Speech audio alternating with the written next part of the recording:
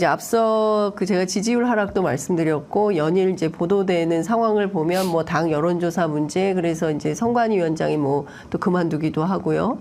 불만을 품고 그리고 지난 주말 사이에서는 이재명 대표하고 홍익표 대표가 임종석 전 비서실장 문제 등과 관련해서 상당한 격돌이 있었다라는 이제 보도도 나오고 있고 어찌됐든 큰 틀에서 보면 상당한 혼란이 있습니다. 공천의 이런 파열음이라고 해야 될까요? 뭐 이렇게 원래 민주정당에서 공천 때 이거 당연한 거다 뭐 이런 측면도 있지만 이게 지지율 하락으로까지 이어진다면 이거는 좀 안 좋은 사인인데 이거를 좀 혼란의 책임을 누군가는 져야 하는데 일부 언론 보도에서는 조정식 사무총장이 책임지고 뭐 물러나든지 불출마를 하든지 해야 되는 거 아니냐라는 주장도 있습니다.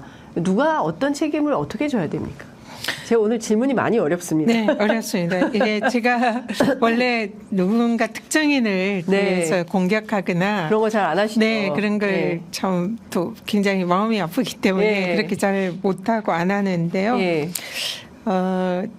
일단은 지난 아마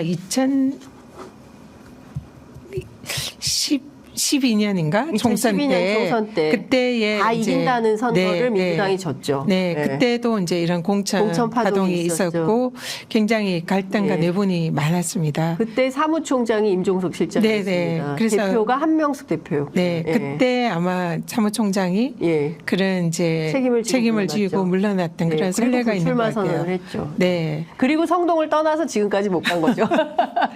그래서 그 부분도 굉장히 이제 개인적으로는 가슴이 아픈 부분이지만 어쨌든 국민들은 누군가가 책임지는 모습을 보이는 거를 원하는 것 같아요.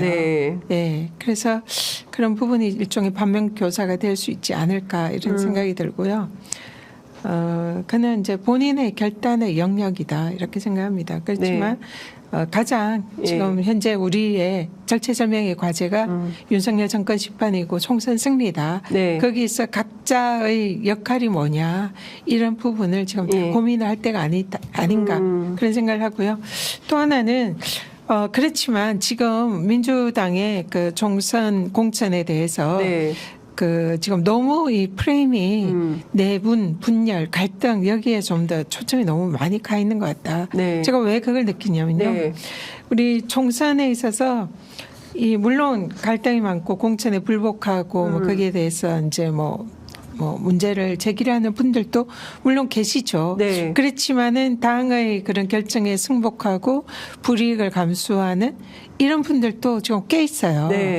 그런 부분은 근데 부각이 안 되고 예를 들면 뭐 저도 그렇지만 그 허태정 시장 예전에 맞습니다. 그분은 누가 보더라도 공천을 받을 거다 생각을 했고 총선에서 승리가 보장됐을 거다 이렇게 생각을 다들 했었어요. 근데 그 지역이 전략 지역으로 묶이면서 그냥 영입 인재가 거기에 전략 공천을 갔잖아요. 그러면은 그분의 경우에는 당연히 저도 반발하지 않을까 이런 좀 걱정을 했었어요. 근데 그분의 경우에 불출마를 선언하고 당의 결정에 따르겠다. 정말 경쟁력 있고 괜찮은 분이거든요. 대전시장 출신이고 이런 부분이 근데 반발하거나 공천에 불복하는 분들과 같은 비중으로 뭔가 보도가 되고 한편은 이렇게 불복하지 한편은 이런 선당우사하고 당의 결정에 따르는 분들도 이렇게 많다. 이런 게 좀 보도가 되면 이게 좀 균형이 잡힐 텐데 좀 그렇지가 않은 것 같아요. 이번에 뭐 양성조 지사님도 마찬가지로 지역구 바꿨죠. 지역구를 그동안 열심히 선거운동 하던 데를 바꾸고 당의 결정에 승복해서 험지로 가셨잖아요.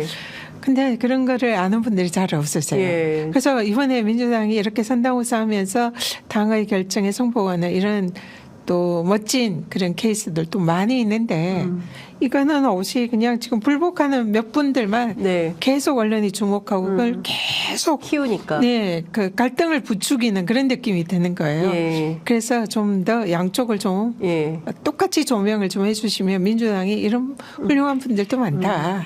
선당우사 하는 분들도 많다. 이게 좀 알려질 것 같습니다.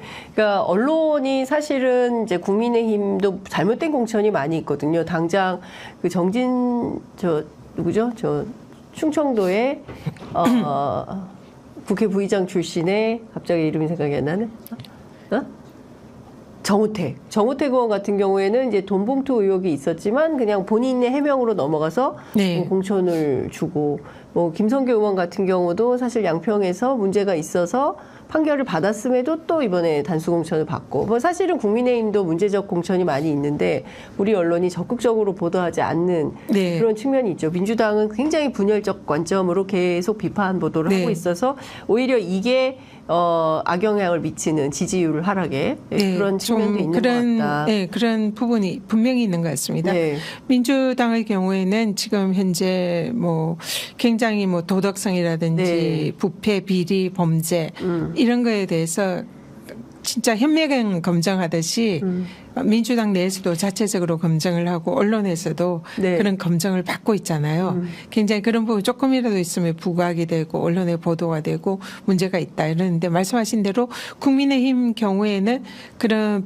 부패, 비리, 범죄가 있던 의원들이나 지금 현재 제기되는 그런 경우에도 대부분 공천이 되고 거기에 대해서 뭐 크게 문제 삼지 않고 언론에도 보도가 되지 않고 그냥 넘어가는 그런 지금 상황인 것 같거든요. 네.